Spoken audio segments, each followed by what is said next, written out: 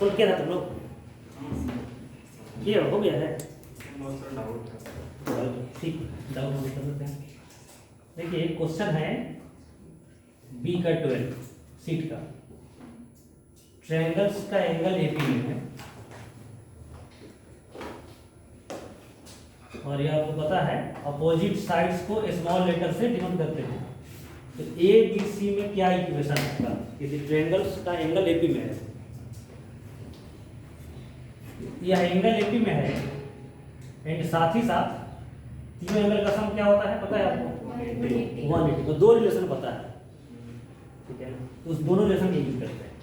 A B C A B में है are in A B, तो बी इक्वल टू क्या हो जाएगा? A plus c by 2। ये समझते हैं ना? तो लिख सकते हैं ना b minus a equal to c minus b, common difference equal. अब बी को एक तरफ लाइए तो बी क्या हो जाएगा? A plus c by 2। AP का कोई भी 3 कंसेक्यूटिव टर्म लेंगे तो जो मिडिल टर्म होगा इस दोनों का एवरेज होगा ऑलवेज, ठीक है ना? तो बी इक्वल टू हो जाएगा ए प्लस सी बाई 2। और आपको पता है कि a plus b plus c equal to pi 180 degree, पता है ना? तो इसमें से किस एंगल का वैल्यू निकाल सकते हैं? इस दोनों इक्वेशन से एक एंगल का वैल्यू कांस्टेंट आ जाएगा, ए बी सी किसका निकाल सकते हैं? इस दोनों इक्वेशन का यूज करके किस एंगल का वैल्यू मिल जाएगा? बी का। कैसे? ए प्लस सी के जगह पर रख सकते हैं 2b और प्लस बी, तो 2b प्लस बी हो गया पाई, तो b इक्वल्स टू क्या हो जाएगा? 60 डिग्री। 180 डिग्री बाई 3 60 आ जाएगा ना? अब कोई ऐसा फार्मूला आपको सोल्यूशन ऑफ ट्रायंगल का एक क्लास हम लोग किए थे जिसमें केवल फार्मूला देखे थे, यह फार्मूला अदर चैप्टर में यूज हो सकता है। तो वैसा कोई फार्मूला बताइए सोल्यूशन ऑफ ट्रायंगल का जिसमें से एक एंगल इन्वॉल्व हो और साइड इन्वॉल्व हो।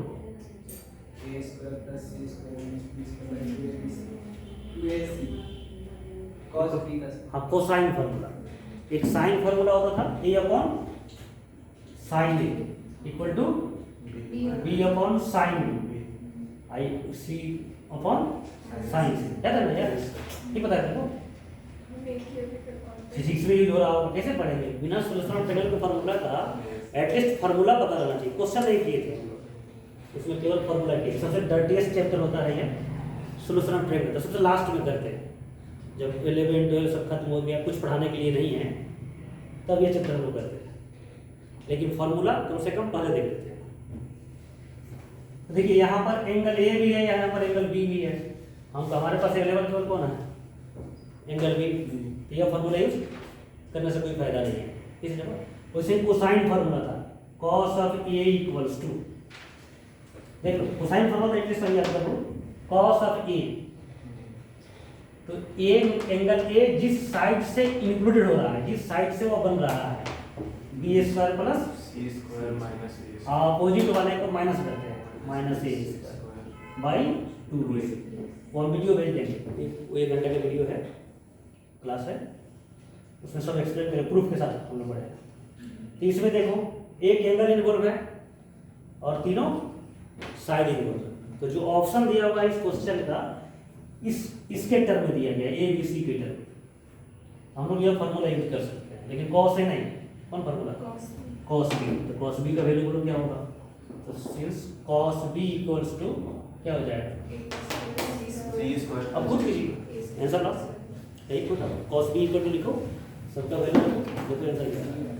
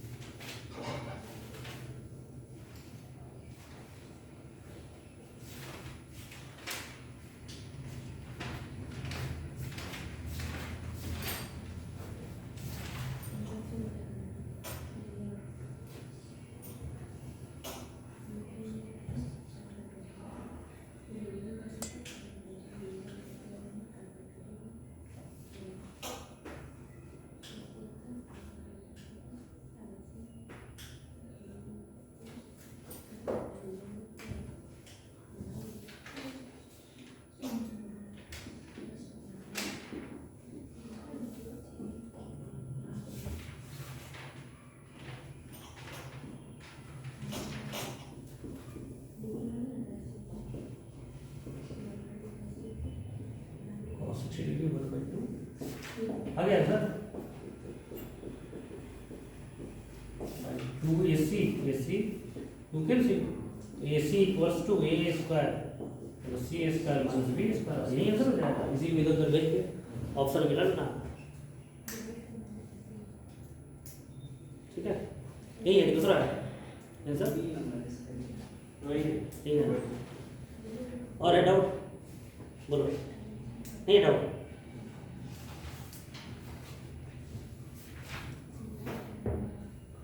अब लिखिए हार्मोनिक प्रोग्रेशन। डाउट है क्या?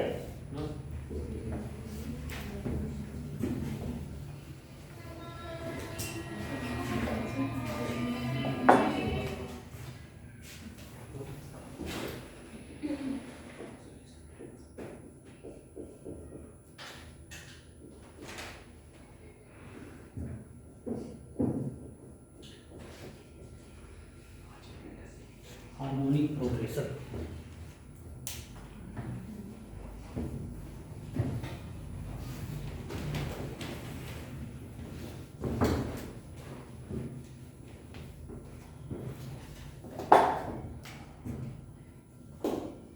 हार्मोनिक प्रोग्रेशन को लिखना हो तो कैसे लिखेंगे? जनरल फॉर्म इसका क्या होगा? एपी का रेसिप्रोकल हो जाएगा 1/AP का जो टर्म होगा वही हो जाएगा। एपी का टर्म क्या लिखते थे? a plus D a plus 2d, इसका हो जाएगा 1/a प्लस d, ठीक है ना? यही हो जाएगा ना 1/a plus d a plus 2d, ऐसे होते चला जाएगा डॉट।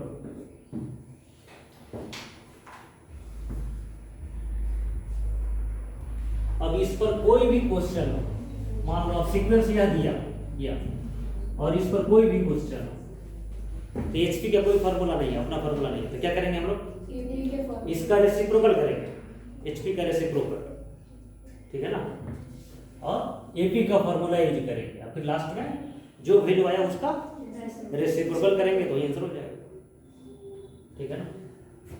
तो एचपी का रेसिप्रोकल करेंगे तो करस्पॉन्डिंग एपी मिलेगा, इसका रेसिप्रोकल कर दीजिए। करस्पॉन्डिंग एपी और एपी का टीएन निकालेंगे, एचपी का टीएन क्या हो जाएगा? TN of HP equal to क्या हो जाएगा?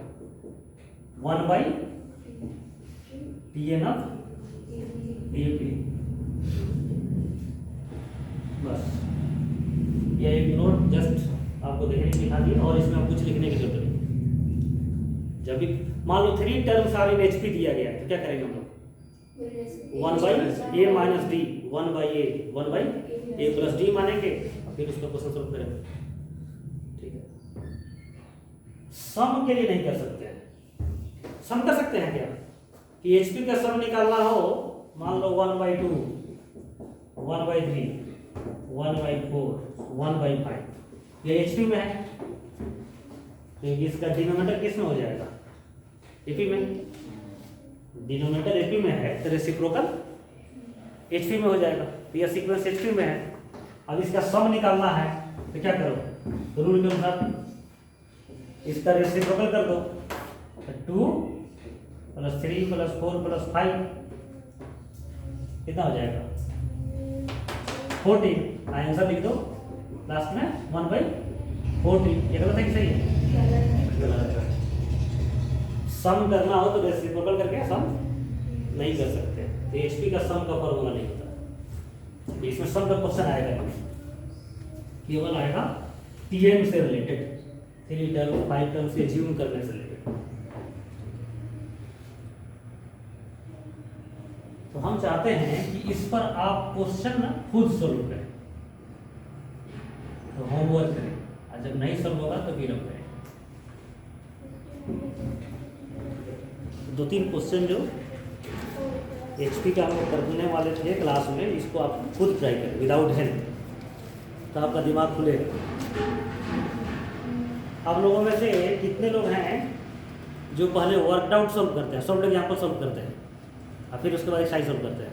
तुम है, तुम कभी कभी मतलब जैसे अगर एक्सरसाइज का टफ लगता है तो पहले उसको सॉल्व करना सर देखते एग्जांपल अगर अच्छा लेवल का होता है सोल्यूशन देख करके करते हैं, कैसे करते हैं? नहीं सर, पहले ट्राई करते हैं उसके बाद हिंट देखते उसके बाद हिंट देखते हैं। पहले एक्सरसाइज करना है। हैं। नो सर, पहले थोड़ा सा ट्राई कर लेते हैं उसके बाद नहीं, आप जो है वैसे नहीं करना है, पहले अनसॉल्व क्वेश्चन करना है और उसका टाइम कहाँ बचेगा? बचता है टाइम क्या? टाइम तो बचता नहीं है। बोलो।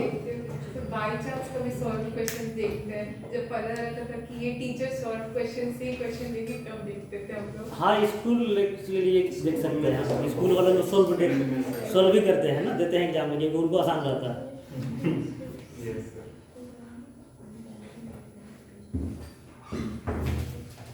इसलिए अब सॉल्व भी कीजिए तो सोल्यूशन नहीं देखिए, पहले ट्राई कीजिए खुद से और उसके बाद नहीं हो पाए तो देखना है।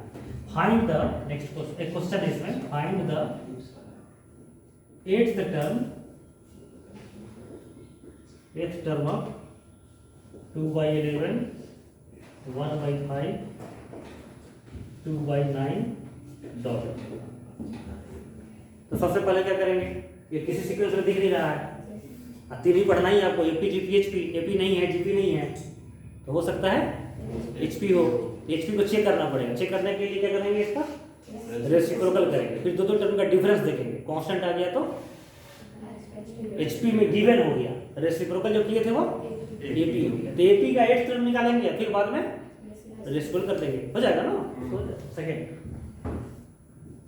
इसको डायरेक्ट एचपी में सॉल्व नहीं कर सकते क्या? डायरेक्ट एचपी में कैसे एचपी सॉल्व करेंगे? डायरेक्ट एचपी का कोई फॉर्मूला ही नहीं है, पहले एपी बनाएंगे। Find next question, fourth term of an HP whose 7th term is 1/20 and 13th term is 1/38। Answer देखेंगे सबका नेक्स्ट क्लास में, इसको सॉल्व करना है।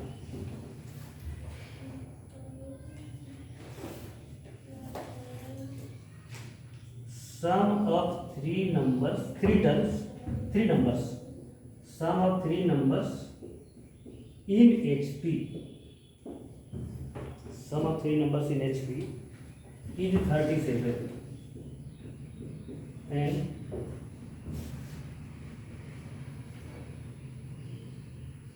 the sum of their reciprocals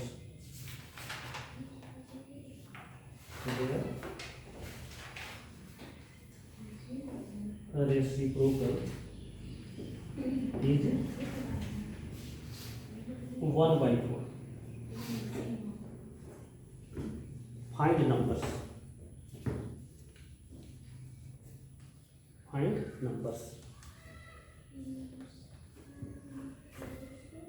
One more question. If B plus C, C plus A plus B in HP,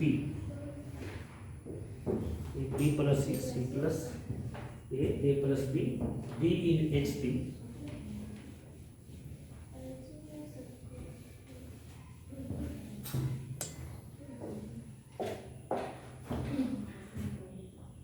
then prove that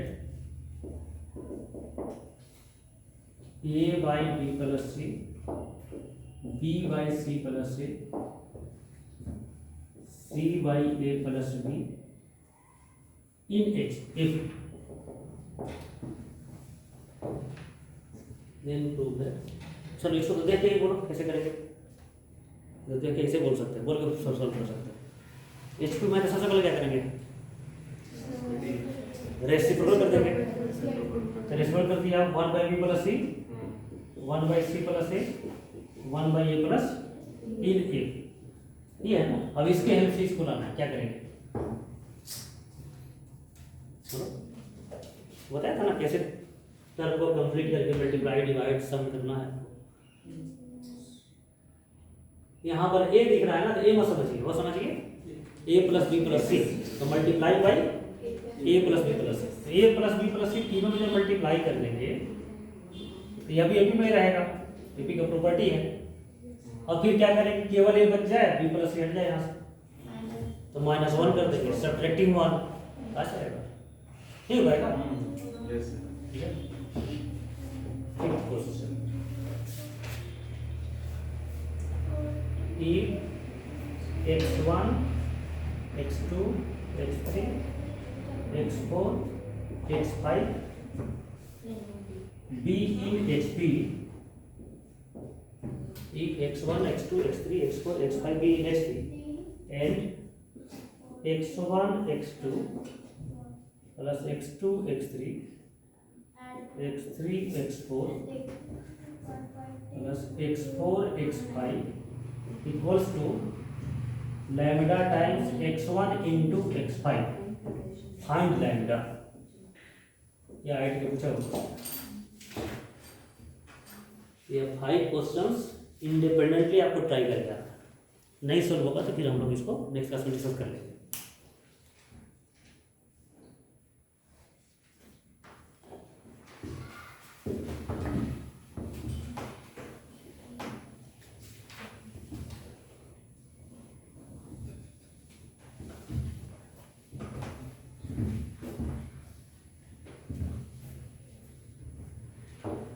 ठीक है ना, तो एपी जीपी एचपी का मिक्स्ड करेंगे हम क्वेश्चन, मिक्स्ड मतलब एपी में रहेगा तो जीपी का ग्रुप करना हो, एपी जीपी में दिया गया है तो कुछ और करना, तीनों का मिक्स्ड क्वेश्चन। तो सम वाला क्वेश्चन कैसे करेंगे सर? तो एचपी में, हाँ बोलो बच्चे, या लास्ट क्वेश्चन। सर एचपी में सर, एचपी में सम आएगा नहीं, नहीं आएगा नहीं किसे है सम का फॉर्मूला नहीं। नहीं। यहाँ पर दो टर्म है ना, दो टर्म का मतलब कॉमन डिफरेंस से रिलेटेड है, तो पहले इसका रेसिप्रोकल करेंगे, एपी बन जाएगा, और T2 minus T1 equal D लिखेंगे, तो इसका वैल्यू निकाल लेंगे एलसीएम करके डी के टर्म में, इसका वैल्यू निकालेंगे डी के टर्म में, तो आ जाएगा। देखिए दो टर्म है, एपी का हो चाहे एचपी का हो, इसका मतलब ये कॉमन टर्म से, कॉमन डिफरेंस से रिलेटेड करना है। तो T2 माइनस T1 लिखिए, डी के बराबर लीजिए, डी मान लेंगे, लास्ट में डी कैंसिल हो जाएगा।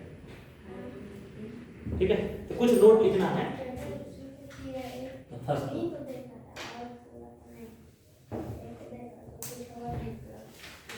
अच्छा, कहीं पर ऐसा हो कि लास्ट से 5th टर्म है, मान लो टोटल टर्म्स 100 है, आपको ये कहे कि लास्ट से 5th टर्म का पोजीशन बिगिनिंग से क्या हो जाए, लास्ट से 5th है तो बिगिनिंग से काउंट करेंगे तो क्या आएगा, कितना पोजीशन आएगा? 96। मान लो 100 टर्म्स है, T1 T2 T3 से लेकर के T100, और लास्ट से 5th तक तो T99 T98 T97 T96, तो लास्ट से 5th 1 2 3 4 5 दिया है, तो बिगिनिंग से इसका पोजीशन क्या हो जाएगा? 96। तो कैसे निकालें इसको, बोलो? 100 minus 5 minus 100 minus 5 plus 5 minus 5 minus 1 plus bracket में, अच्छा ब्रैकेट प्लस 1 कर देते हैं, प्लस 1 क्या हो रहा है? 100 माइनस 5 किए तो यह भी सब्ट्रैक्ट हो गया, जिसको काउंट करना है, तो उसके बदले में क्या करना है? प्लस। ठीक है, यही लिखना है, rth टर्म फ्रॉम इन, कभी कभी ऐसा जरूरत पड़ेगा, rth term from end equals to beginning से इसका पोजीशन क्या हो जाएगा? टोटल टर्म n मानते हैं, n, बोलो बिगिनिंग से इसका पोजीशन क्या हो जाएगा? n माइनस, बोलिए देखिए 100 माइनस 5 प्लस 1, तो बिगिनिंग से इसका पोजीशन क्या हो जाएगा? n माइनस r प्लस 1, यह हो जाएगा n minus r plus 1th term from beginning, term ये तो जनरल चीज होगी। ठीक है, कुछ कुछ नोट लिखिए, कुछ कुछ पॉइंट है इसमें। ठीक है बच्चों, अब देखिए जैसे T1 plus T2 plus T3 dot dot Tn minus 1 plus Ta, या एसएन हो गया, ये जस्ट एक सिंबल है, ये एपी में हो चाहे जीपी में हो चाहे एचपी किसी में भी हो, इसको हमेशा लिख सकते हैं, एन टर्म का सम है। तो एसएन माइनस वन का मतलब क्या होगा? सर जहाँ जहाँ एन माइनस वन तक का सम, तो टी1 से लेकर के टी एन माइनस वन तक का सम, और दोनों को सब्ट्रैक्ट कर दे तो क्या हो जाएगा? N sir t n. तो कभी ऐसा क्वेश्चन में कोई भी सीक्वेंस है जिसका एसएन दिया गया है या तो टी एन निकालें, सीधा यह क्वेश्चन। कोई भी सीक्वेंस है, एपी जीपी एचपी से कोई मतलब नहीं है, कोई भी सीक्वेंस है जिसका एसएन दिया गया है, एसएन का वैल्यू, तो उसका टीएन क्या होगा? तो क्या करेंगे हम लोग? एसएन का वैल्यू से क्या करेंगे?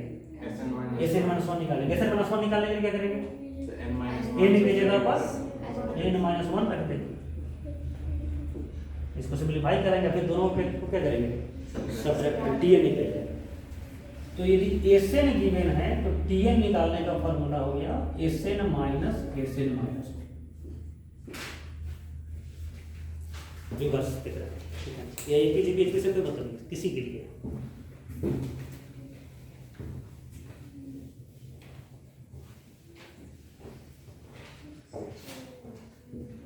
ठीक है,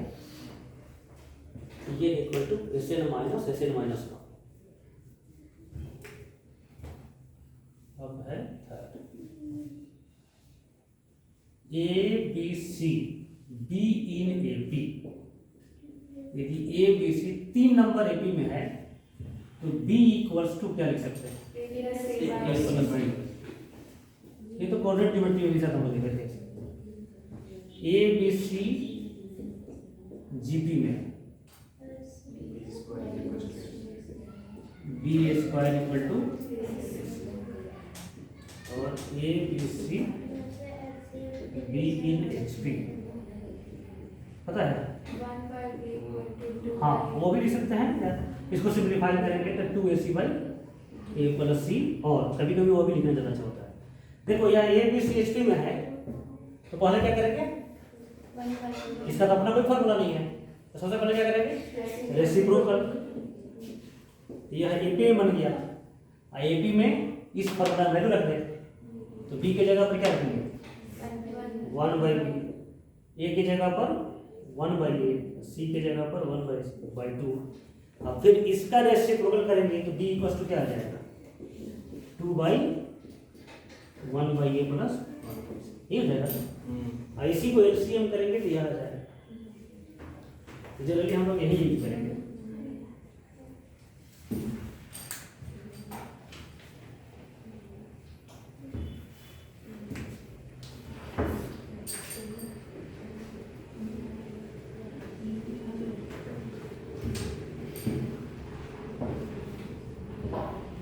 वो सब तो लिख चुके हैं, फिर लिखने जोड़ते हैं। एपी में इक्विडिस्टेंट टर्म का सम क्या होता है? फर्स्ट टर्म प्लस कांस्टेंट होता है, first term plus last term के बराबर होता है। और जीपी में क्या होता है? इसके कोरस्पॉन्डिंग उसके जैसा प्रॉपर्टी। जीपी में, एपी में इक्विडिस्टेंट टर्म का सम कांस्टेंट होता है, जीपी में क्या होता है? ऐसा product, first term into last term, second term into second last term, third term into third last term, यह हमेशा क्या रहेगा? कांस्टेंट रहेगा। और इसका वैल्यू क्या रहेगा? First term into last. भूल गया सब क्या? लिखे हुए थे, प्रूफ करके लिखे हुए थे। ठीक है, अब लिखेंगे fourth property. If half of middle term, half of middle term be subtracted from each of 3 terms of HP, then resulting will be in GP.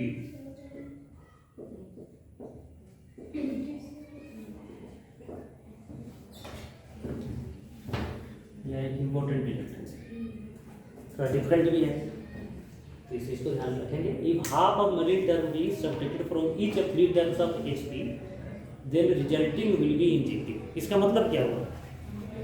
क्या मतलब? प्रूफ करना है इसको। हाँ बोलो बच्चा।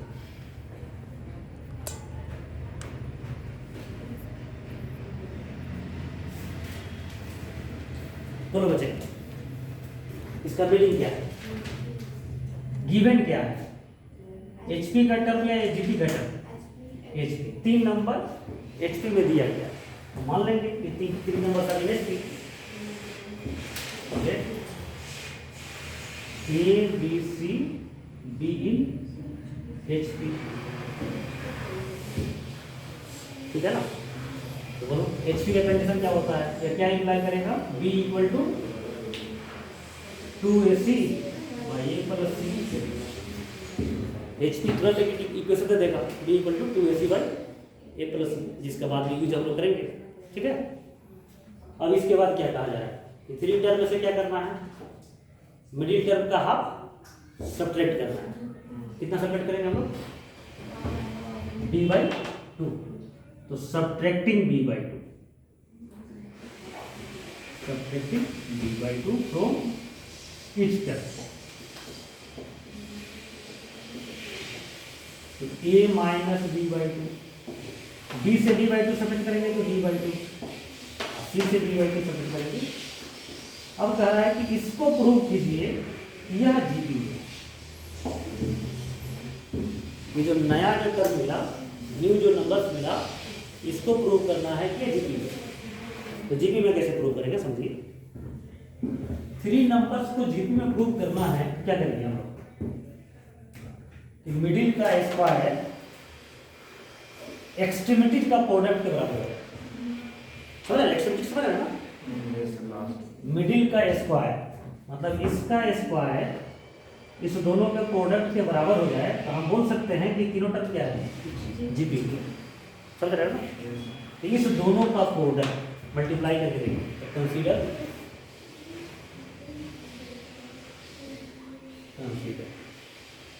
a minus b/2 into c minus b/2। अब ऐसे सीधा सीधा मल्टीप्लाई करेंगे तो आएगा नहीं। देखो यहाँ पर a भी है, यहाँ पर c भी है, और लाना है कितना? b/2 का होल स्क्वायर भी लाना है, ठीक है? तो हम लोग इसका भी यूज करना है। तो हम सबसे पहले क्या करेंगे? b के जगह पर वह इक्वेशन का वैल्यू रख लें, उस इक्वेशन से। तो b के जगह वैल्यू रखिए, देखिए तो आप खुद सिंप्लीफाई कीजिए। a माइनस b के जगह पर उस नंबर को रखो, 2 तो कैंसिल हो जाएगा, ac by a plus c, c minus ac by देखो तो आ जाएगा, तो कॉमन लो, मल्टीप्लाई करिए।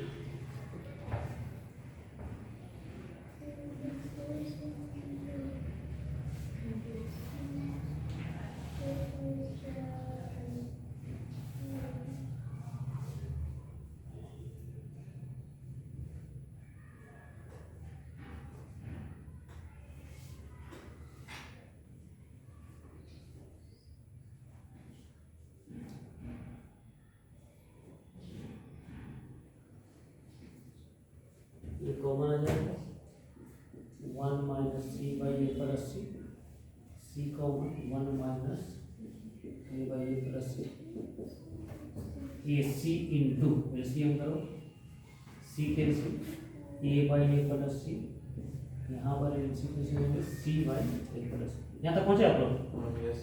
ये होल स्क्वायर आ गया ना?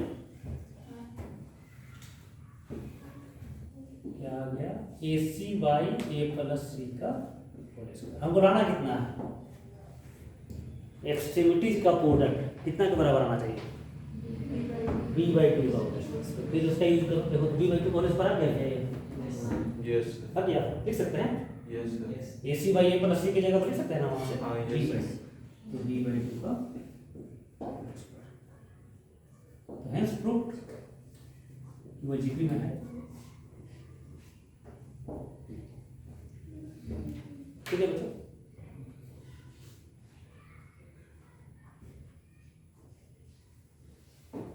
कितना है रिजल्ट है एपीजीपी एचपी का? स्कूल में एचपी नहीं है सर, क्यों? देखो यह जो रिजल्ट हम फर्स्ट जो बीच के लिखे थे a B C in GP को b a square equal to A c, तो रिवर्स नहीं यूज होगा। A B c d in H D b equal to A c by a plus c. Similarly b equal to A c by a plus c then a B c will be a c. ठीक है ना। एक और इसमें है समझ लेना है,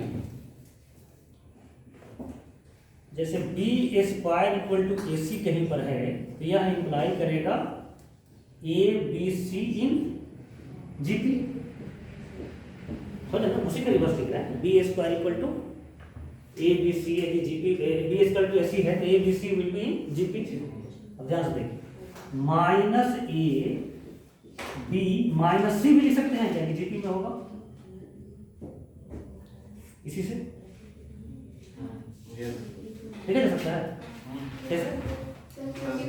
ठीक है ना, ये प्रोडक्ट इसके बराबर आ जाएगा। ठीक है ना, समझ रहे हैं? अब माइनस ए माइनस बी माइनस सी भी लिख सकते हैं जीपी, ये भी लिख सकते हैं। ठीक है, तो सिंपली क्या है, इससे इसको लाने के लिए कुछ नहीं करना है, इसमें माइनस है मल्टीप्लाई करना है। समझ रहे हो क्या करना चाह रहा है? जैसे भी माइनस से मल्टीप्लाई करते थे, लेकिन कुछ क्वेश्चन आप देखेंगे ना जो आगे आने वाला है, यह आंसर दिया हुआ रहेगा। लेकिन आपको तो लिखने का आदत है B square equal to A C से क्या आएगा A B C in GP, लेकिन आंसर यह दिया हुआ रहेगा। तो जीपी में यह आपको छूट है कि फर्स्ट टर्म और लास्ट टर्म क्या कर सकते हैं, साइन को चेंज कर सकते हैं। एक तो यह कर ही सकते हैं, तीनों का साइन तो चेंज कर सकते हैं, तो हमेशा कर सकते हैं। ठीक है, लेकिन फर्स्ट और लास्ट का भी साइन चेंज किया जा सकता है जीपी में, केवल जीपी। क्यों ऐसा होगा? क्योंकि दोनों का प्रोडक्ट पर कोई फर्क नहीं पड़ेगा। समझ रहे हैं ना? समझा इसको फिर दोबारा। अब क्वेश्चन करेंगे हम लोग नेक्स्ट क्लास से आएंगे समेशन।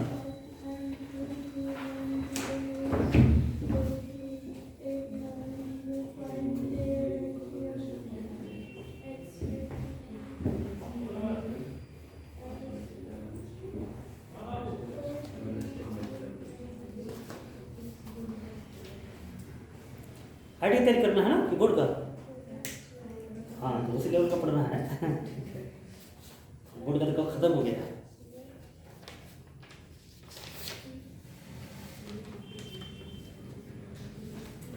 लेकिन IIT केवल बोलने से नहीं होगा, बहुत मेहनत करना पड़ेगा। बहुत मेहनत कुछ करने की जरूरत नहीं है, क्वेश्चन सॉल्व होना चाहिए और आंसर लास्ट में आना चाहिए, बस वही। ठीक है, अच्छा IIT क्वेश्चन सॉल्व करने के लिए क्या रिक्वायरमेंट है? 1000 क्वेश्चन चैप्टर का सॉल्व किया रहना चाहिए, ऐसा है क्या कि AP का 1000 क्वेश्चन सॉल्व करेंगे तो IIT क्वेश्चन सॉल्व होना शुरू हो जाएगा? हाँ, कंसेप्ट को अप्लाई करना चाहिए, अप्लाई करना चाहिए नए क्वेश्चन। तो कम से कम क्वेश्चन सॉल्व करो, ज़्यादा क्वेश्चन चक्कर नहीं पड़ना। अभी 12 वाला का क्या हालत है, जो 12 में है सर सब कुछ भूल गया है, 11th का भी पढ़ने का मन नहीं कर रहा है, साल भर घर में बैठा, हमको भी पढ़ाने का मन नहीं कर रहा है। ठीक है, तो बहुत बुरी स्थिति है उन लोगों का। कल से तो रूल बनाया है कि तीनों बुक लेके आना है, फिजिक्स केमिस्ट्री मैथ, और एक सेट डेली बनाना है इस चैप्टर का। 20 चैप्टर है, 20 दिन में खत्म करना है। मैथ में भी 20 चैप्टर, फिजिक्स में भी 20 चैप्टर, केमिस्ट्री में हो जाएगा कि नहीं हो पाएगा? हो जाएगा। तो आप लोग शुरू से ही मेहनत करके ठीक से रखिए कि वैसी नौबत नहीं है कि 20 दिन में पूरा सिलेबस। 20 चैप्टर का मतलब ये सोचिए कि 20 मतलब फिजिक्स केमिस्ट्री मैथ का जो 2 साल में पढ़े हैं और पूरा चैप्टर 20 दिन में खत्म करना मुश्किल है, क्योंकि याद ही नहीं है। इसलिए याद रहता तो हो जाता।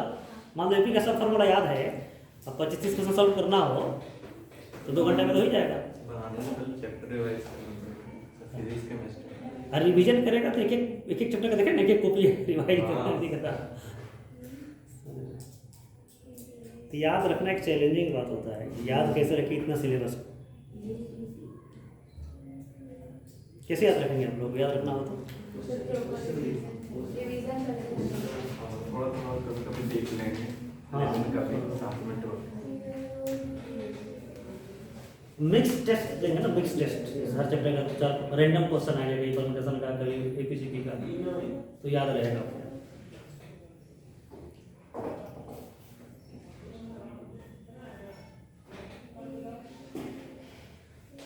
तो ये क्वेश्चन तो अभी कर सकते हैं, इसी पर बेस्ट जो हम किए हैं। लिखिए इफ फॉर्मूला लिखिए थे, y - x 2 times y minus ए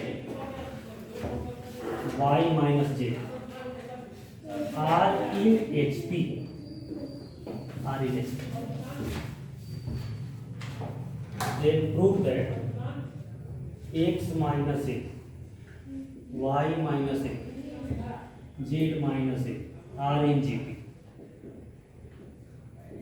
समझ गया हम कैसे प्रूव करेंगे।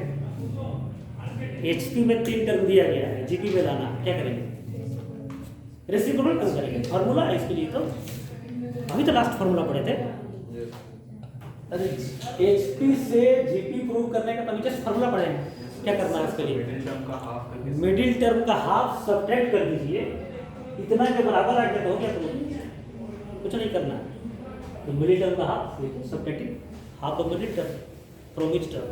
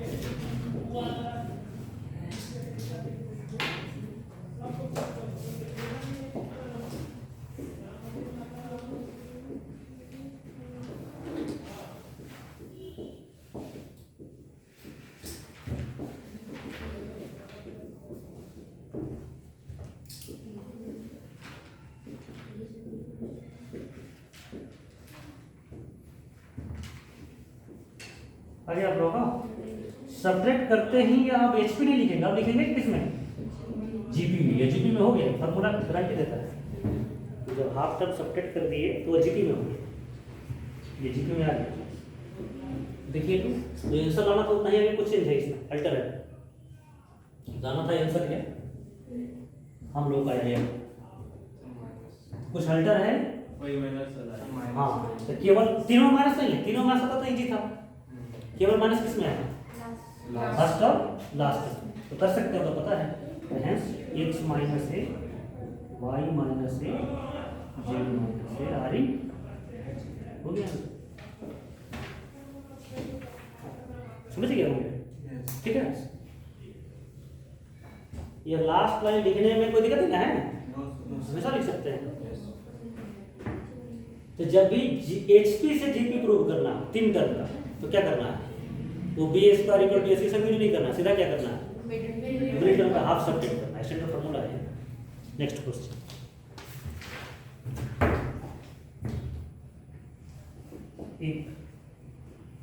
a minus x by p x equals to a minus y by q y equals to a minus z by r z. then PQR B in AP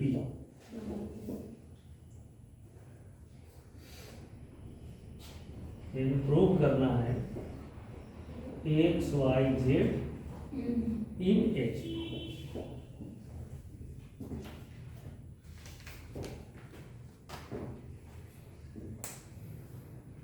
क्या किया जाए,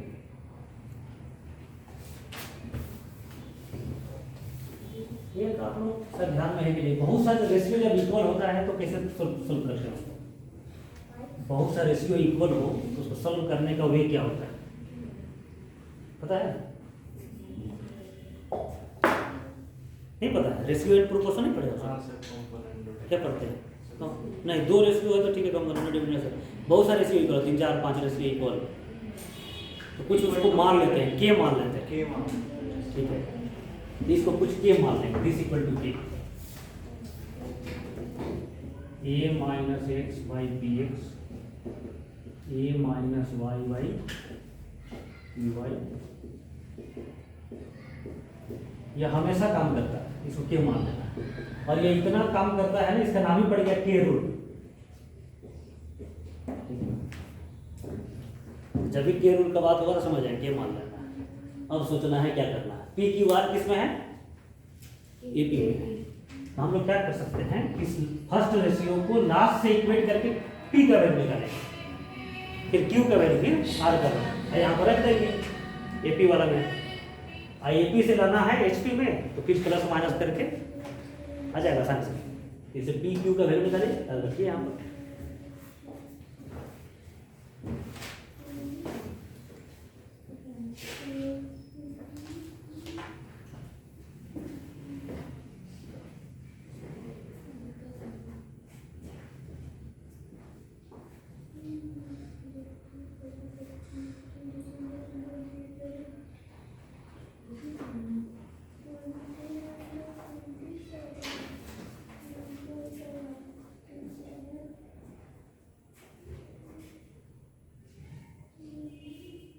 hello, बताइए।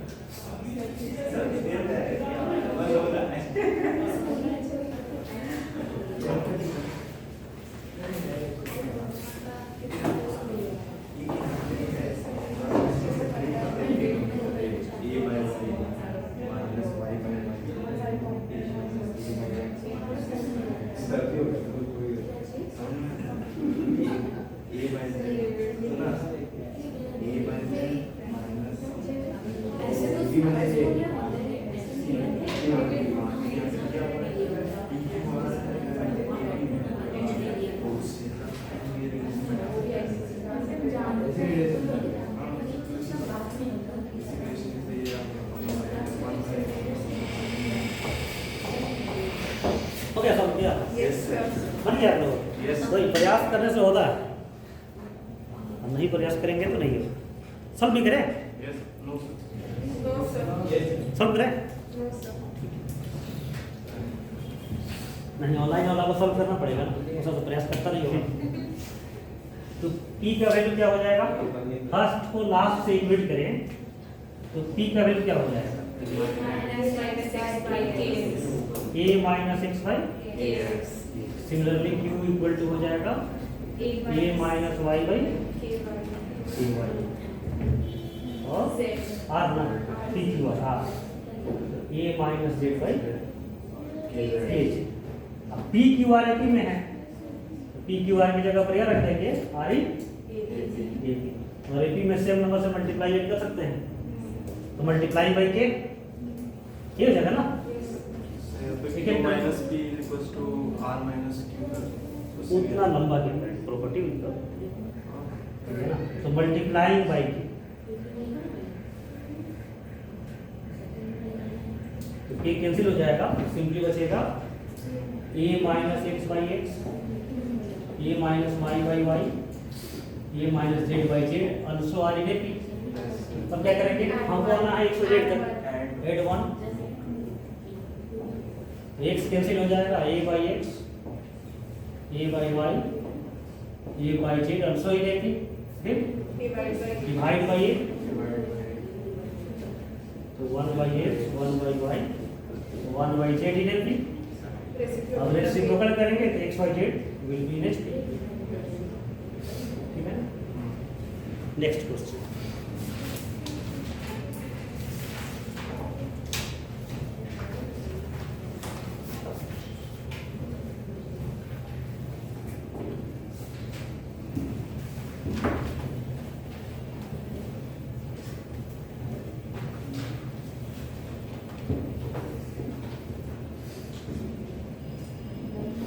if A, B, C, D be in GP and A to the power x, B to the power y, C to the power z, तो W, then x, y, z, W are in, अब आपको बताना A P G P H D कैसे prove that ना, थोड़ा सा आसान हो जाता है ना, फिर हो लगता है आसान नहीं होता। तो फिर सेम रूल यहाँ पर भी 4 नंबर इक्वल है, क्या करेंगे, के मानिए और किसका वैल्यू निकालेंगे, x y z x y z का नहीं, एक्स वाई जेड तो लास्ट में आना चाहिए ना, मतलब ए का वैल्यू, इसको के मान लिया, से किसका वैल्यू निकालेंगे, ए का वैल्यू निकालेंगे, इस दोनों को इक्वेट करेंगे तो ए का वैल्यू क्या मिलेगा,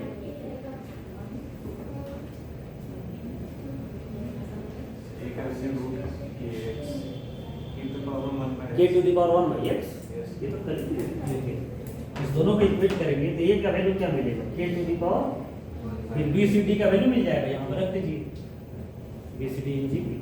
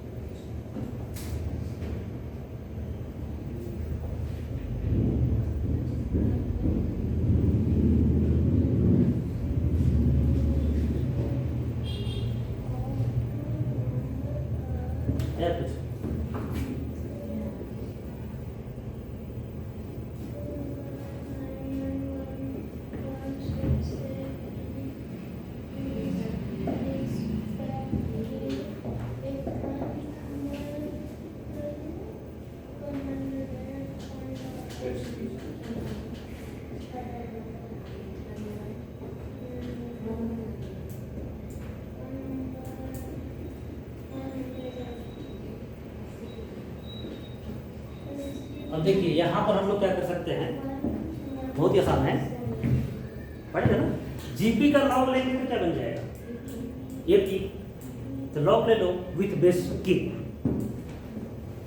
इसका लॉग ले take log to the base की, जो बेस है वही बेस ले, ठीक है, 1 बाई एक्स हो जाएगा, लॉग इसको रख दें, समझ रहे हैं, समझ रहे हैं, log k to the power 1 by x base k है, ये पावर मल्टीप्लाई होता है ना, के है तो वैल्यू 1 हो जाएगा, simply 1 by x, 1 by y, 1 by z, 1 by डब्ल्यू, या किस में आ जाएगा, ए पी, जीपी का लॉग लेंगे तो ए पी, और क्वेश्चन का जो लाना है इसका रेसिप्रोकल एच पी होगा। समझ रहे हैं ना? Yes sir. ये समझ में आया आपका? बन गया। एक्स वाई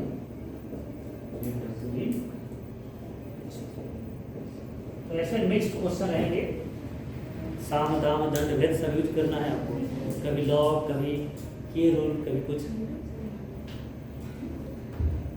अब एपीजीपी का लास्ट क्वेश्चन है वो लिखेंगे समेशन।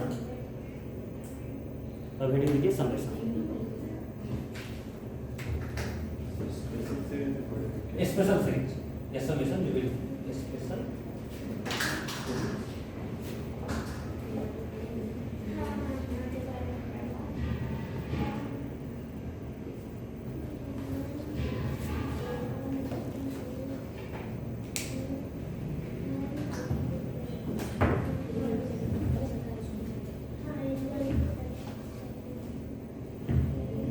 कोऑर्डिनेट ज्योमेट्री कितने लोगों ने पढ़ा है? तुम नहीं पढ़ी हो? और कोई कोऑर्डिनेट ज्योमेट्री तुम पढ़ा है? तुम पूरा किए हो? स्ट्रेट लाइन सर्कल नहीं किए हो ना तुम लोग? पूरा नहीं पढ़े तुम लोग? पढ़े हो? ठीक। तो स्ट्रेट लाइन सर्कल का साथ साथ पढ़ाई तुम नहीं पढ़ी हो? हाँ, जो नहीं पढ़ा तुम नहीं पढ़े हो? तुम तो क्यों नहीं पढ़ा? इनएक्टिव था बस। क्या तुम तो था ही उस समय ना? पढ़ता नहीं था तुम नहीं पढ़ा है? पढ़े हो? ऑफलाइन का पढ़ाई फिर से सर्कल के बाद पढ़ाएंगे जहाँ तक पढ़े हैं। सर्कल अच्छा से सर्कल थोड़ा सा और हाँ, फिर उसको रिवाइज नहीं 2-3 क्लास रिवाइज करेंगे। ठीक है। स्ट्रेट लाइन नहीं भी पढ़ाएंगे चलेगा सर। नहीं सर्कल तो बना हुआ है मेरे पास बहुत सारा वीडियो। अच्छा पीपीटी बना हुआ है। नहीं अच्छा पीपीटी बना हुआ है लाइक मैंने ऐसे ऑफलाइन क्लास के लिए हाँ 10 क्वेश्चन है पूरा कंसेप्ट रिवीजन हो जाएगा ऐसा कैसे सिलेक्टेड क्वेश्चन। तो सर नेक्स्ट क्लास नहीं अभी तो जैसे ये चलते रहेगा तब पूरा भी करते रहिए। अभी तो अलजेब्रा में क्या क्या बचा हुआ है? सब किसी भी नहीं हुआ है अभी तक। आप ही लोग बीच में छोड़ने के लिए बोल दिए। हाँ वो लास्ट में ही करेंगे। तो एपीजीपी हो जाए, बाइनोमियल कर लेंगे। बाइनोमियल से पहले सर पैराबोला हाइपरबोला से खत्म करें सर एग्जाम। पहले से पहले यस सर। तो ठीक है। तो एपीजीपी के बाद चलते हैं पैराबोला इलिप्स हाइपरबोला। 12 वाले को भी इलिप्स हाइपरबोला नहीं पढ़ाएगा, उन लोगों को भी साथ ही पढ़ाएंगे साथ में। साथ में नहीं बुला लीजिएगा। नहीं क्यों? नहीं सर दिक्कत हो गई। बस जल्दी जल्दी बोलने लगेगा। हाँ यस। तो उसमें सर्कल में हम लोग अभी सॉल्व कर रहे थे तब तक वो लोग आंसर भी डालते हैं। 12 वाला था क्या उसमें? सर्कल तो सर आपके रिकॉर्डेड आया। हाँ सर एक यस। ड्राइव अच्छा सर्कल में बाहर गए थे उस समय ना? हाँ, अच्छा रिकॉर्डिंग के लिए रिकॉर्डिंग कैसे टाइम रिकॉर्डिंग था? कैसे टाइम लाइव रिकॉर्डिंग से बोल रहे थे लेकिन वो लोग मैसेज कर ठीक है। जो नहीं किया है एक वीडियो देखते रहिए। सर्कल कैसे 8-10 दिन में हो जाएगा तब तक।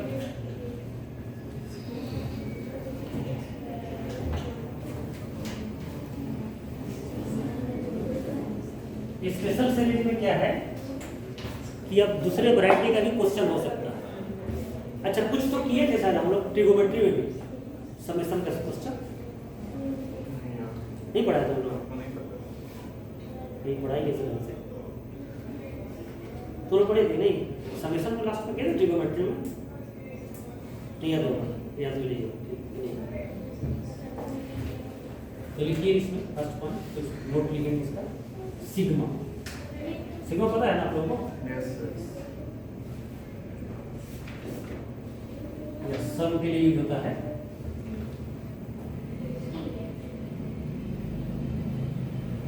और ये जैसे यहाँ पर मान लो टीआर लिखते हैं और यहाँ पर आर का वैल्यू 1 से n तो लोअर लिमिट अपर लिमिट ये सब पता नहीं चलते ना? Yes sir. जिन्हें पता नहीं चलते सब समझ जानते हैं ना? कभी कभी नहीं भी लिखेंगे तो अंडरस्टूड रहेगा कि 1 से लेकर के n तक है। ठीक है वो सब जान सकते हैं। अब इसमें कुछ नोट है इसका कि सिग्मा के साथ कोई कांस्टेंट नंबर हो, कोई जब नहीं टीआर में लिखे टीआर कुछ भी लिख सकते हैं।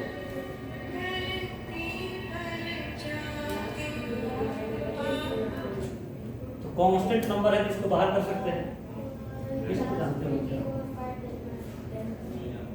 नहीं जानते हैं? सिग्मा में कोई कांस्टेंट नंबर इंटू है तो बाहर कर सकते हैं, डिवीजन में तो बाहर कर सकते हैं। ए आर का मतलब वेरिएबल हो गया, इसको बाहर नहीं कर सकते, इसको बाहर कर सकते।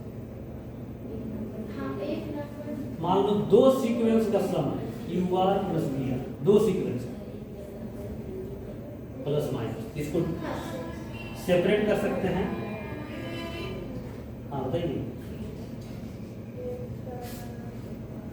कितना बचा है?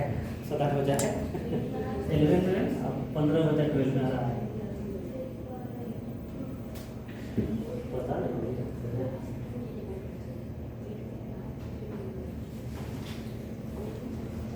और नहीं जो कहाँ आए हैं 4 क्लास में आ गए, ऐसा अभी लगता तो नहीं है। हाँ क्लास नहीं रहे, शुरू कीजिए यार।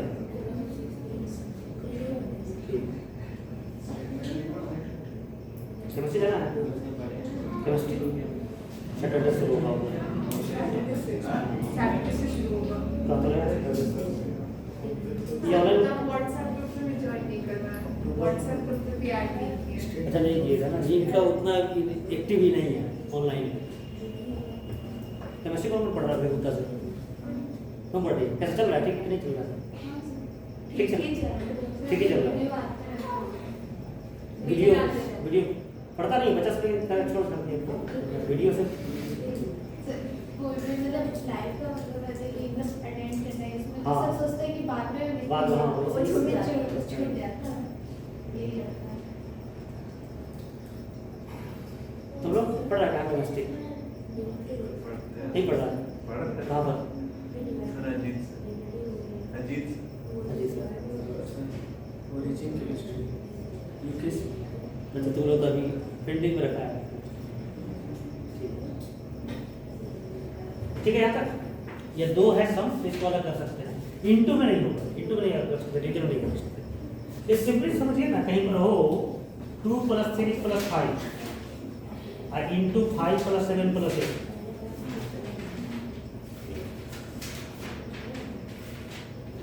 नहीं इंटू हो ऐसा 2 × 3 4 × 5 5 × 7 ऐसा हो। तो पहले ऐसा करें, इसको ऐड कर लें और फिर इसको ऐड कर लें और फिर लास्ट में मल्टीप्लाई कर लेंगे, नहीं हो पाएगा ना। तो इसमें डिस्ट्रीब्यूशन नहीं कर सकते, इंटू डिवीजन में डिस्ट्रीब्यूशन का रूल नहीं लागू कर सकते। लेकिन 2 प्लस है तो पहले हम इसको ऐड कर लें, फिर इसको ऐड कर लें, फिर बाद में दोनों को ऐड कर लें, हो सकता है। ठीक है, जैसे 1 + 2 + 3 + 4 + 5 + 6 ऐसा है। तो पहले हम क्या करें, ऑड नंबर को अलग ऐड कर लें, इवन नंबर को अलग ऐड कर लें, फिर जो फाइनल सम आया फिर दोनों को ऐड कर सकते हैं सर। वही कि दो सीक्वेंस सम में है तो सिग्मा को हम डिस्ट्रीब्यूट कर सकते हैं, लेकिन इंटू और डिवीजन में डिस्ट्रीब्यूट नहीं कर सकते। डिस्ट्रीब्यूटिव लोग पढ़े हैं ना? ठीक है, ठीक है। सिग्मा 1 का वैल्यू क्या होगा? सिग्मा 1 का मतलब क्या है? जैसे मान लो यहाँ सिग्मा r है और r का वैल्यू 1 से n है, तो क्या लिखेंगे? r की जगह पर एक बार 1 एक बार 2, नहीं ना करते हैं, सिग्मा पर नहीं होगा। ठीक है, r की जगह पर 1 रखेंगे 2 रखेंगे, r स्क्वायर आएगा तो क्या करना होगा? 1 स्क्वायर 2 स्क्वायर दोनों 10 स्क्वायर। तो सिग्मा 1 का मतलब क्या है ना, r⁴ इसका मतलब ये है। यहाँ पर भी वेरिएबल है लेकिन r⁴ है। r की जगह पर 1 रखेंगे तो 1 ही आएगा, 2 रखेंगे तो 1 ही आएगा, और n रखेंगे लास्ट नंबर तो अभी सबका सम क्या हो जाएगा? n हो जाएगा। तो सिग्मा 1 का वैल्यू हो जाएगा n, नंबर ऑफ टर्म्स। ठीक है ना?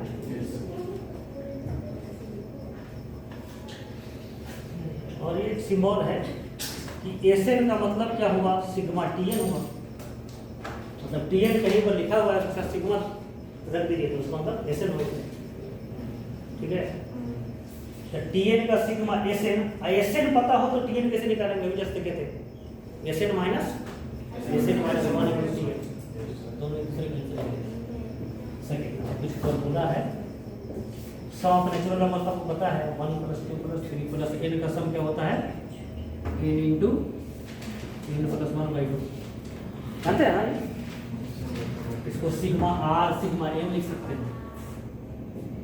फर्स्ट एन नेचुरल नंबर के स्क्वायर का सम क्या हो जाएगा? नहीं पता है फॉर्मूला? तो याद है? 1 स्क्वायर याद है? नहीं आता किसी को? डिवाइड बाय 6 होता है। हाँ, डिवाइड बाय 6 होता है। n इंटू n प्लस 1 और n प्लस 2n प्लस 1 छोटे छोटे बच्चा सबको याद रहता है। छोटे में कोई पढ़ा नहीं पढ़ा जाता है। मैथमेटिकल इंडक्शन ऐसा नहीं पढ़ा। मैथमेटिकल इंडक्शन नहीं पढ़ा। हाँ, मैं थोड़ी इंडस्ट्रियल लेकिन वो दूसरा चैप्टर है। n इंटू n प्लस 1/2 का होल स्क्वायर, इसका होल स्क्वायर वाले ये तीनों फॉर्मूला याद है। चलो यही पर ट्रिगोनोमेट्री वाला भी लिख देते हैं, क्या याद है? एक तो अभी याद लीजिए, sum of first n odd numbers. तो जस्ट पिछले 1-2 क्लास हुआ था, चलेंगे लगातार n ऑड नंबर का सम किया जाए क्या आता है? n स्क्वायर आता है।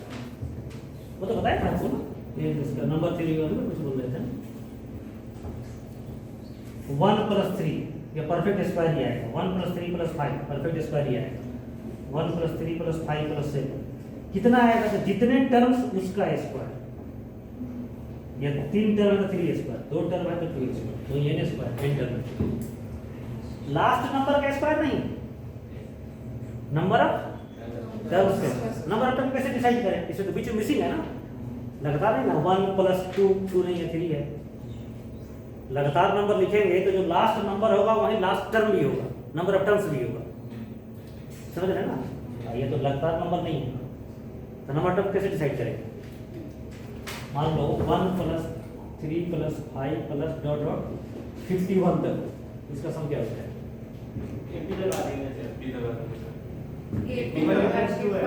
अरे हाफ कर देंगे, आधा ऑड नंबर होता है, आधा इवन नंबर होता है, आधा।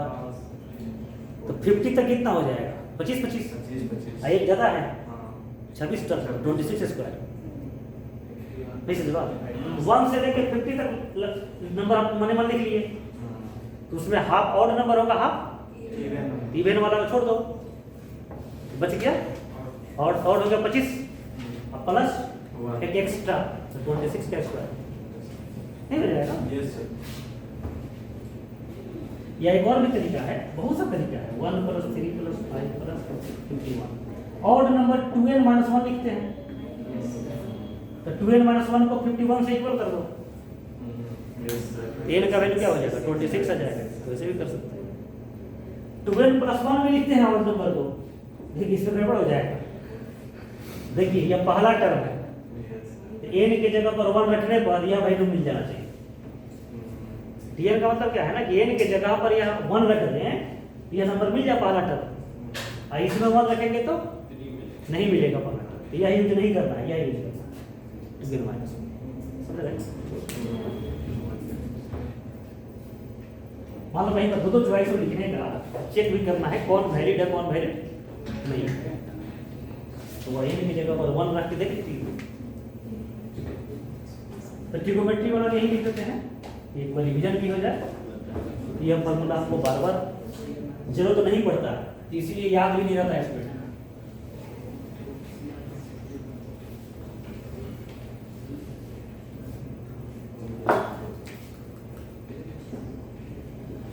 साइन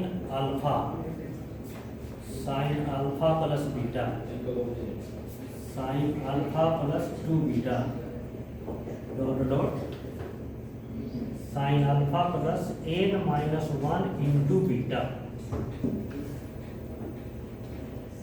इसमें एंगल्स ए बी में साइन का जो इनपुट है वो एंगल क्या था बोला? Sine alpha plus n - 1 into beta by 2 into sine n beta by 2, last में होता है साइन बीटा। इसका प्रूफ नहीं पड़ेगा, इसका प्रूफ जो होता है ना वीएन मेथड से होता है, तो इसी में हम पढ़ेंगे वीएन मेथड। ये साइन का है, ये लिख भी लेंगे। एंगल सारी लेंगे, ये तभी यूज करेंगे जब एंगल सेपी में हो। और अल्फा का मतलब फर्स्ट एंगल है, जो फॉर्मूला में जहां पर अल्फा लिखा हुआ फर्स्ट एंगल। बीटा का मतलब कॉमन डिफरेंस, आईएन का मतलब समझ रहे हैं नंबर ऑफ टर्म। यही सीरीज कॉस में हो जाए, cos alpha plus beta, cos alpha plus 2 beta, alpha plus n-1 into beta. ये लाइन ब्रैकेट पढ़ा नहीं पढ़े आप लोग? ब्रैकेट लाइन ब्रैकेट नहीं पढ़ते हैं कहीं? 3 ब्रैकेट पढ़ाया तुम लोग, मिडिल स्क्वायर बचपन में पढ़े हमने। बचन पढ़े हैं ना। लाइन ब्रैकेट यूज ही नहीं करते हैं, न बुक यूज करता है, न स्कूल यूज करता है, नहीं यूज करता। तो मैथमेटिक्स हमको जिम्मेवारी दिया है, यूज करते रहो। नहीं इस ब्रैकेट को लोग भूल पड़ा जाए। डेसिमल से यूज करते हैं तब ब्रैकेट। वो तो रेकरिंग के लिए ना, ये तो ब्रैकेट है। ब्रैकेट समझ रहे हैं ना? यस। मैंने एक और ब्रैकेट यहाँ नहीं लिखा, कैसे लिख दिए? n-1 एक साथ है, नहीं कभी यूज करता था तुम लोग। बीच में क्लास 6 7 को यूज हाँ, करना पड़ता उधर था। ही n-1 को टुगेदर रखना है, इसलिए लाइन ब्रैकेट यूज करते हैं। जैसे मान लो 2-3 ब्रैकेट लिखते लिखते थोड़ा बोरिंग टाइप का दिखता है, तो इसी तरह से ब्रैकेट नहीं लिखकर लाइन ब्रैकेट लिख दिया जाता है। तो इसका फार्मूला में यह सेम ही होता है, बस पहला साइन को क्रॉस कर देना है, रेस्ट साइन सेम रहेगा। ओनली फर्स्ट साइन क्रॉस हो जाएगा।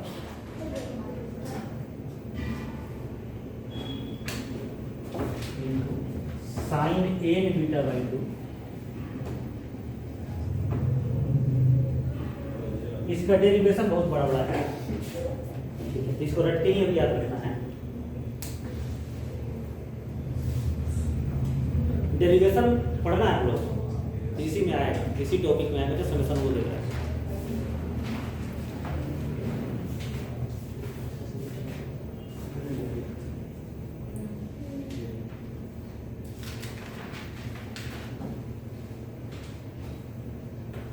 इसका यूज कहाँ होता है? तो ट्रिगोमेट्री में था ये। इस चैप्टर में भी इसका मतलब जो है VN जिस मेथड से प्रूफ होता है वो मेथड पढ़ेंगे हम लोग। तो क्वेश्चन आ सकता है, जो CTOT में आपको उसमें दिखा सकता है। और इसका ये ट्रिगोमेट्री में है, ट्रिगोमेट्री में इसका चैप्टर ही है, पढ़े हैं हम लोग, ट्रिगोमेट्री के लास्ट में ये पढ़े थे, लेकिन याद नहीं होगा। बोलो प्रूफ स्कूल में प्रूफ एडिशन ये सब नहीं है, नो सर, ये सब बहुत दूर का बात नहीं कहीं। और 12 में फिर इसका यूज कम है, इसीलिए फॉर्मूला ऐसे में याद रहता नहीं, बार बार हम पूछते रहते हैं। 12 में या बोर्ड में आता है, इंटीग्रेशन में इसकी जरूरत पड़ता है। तो आज हम यही पढ़ लेते हैं, समेशन 2 क्लास और लगेगा, JPG खत्म हो जाएगा 2 क्लास में, फिर 1-2 टेस्ट देंगे।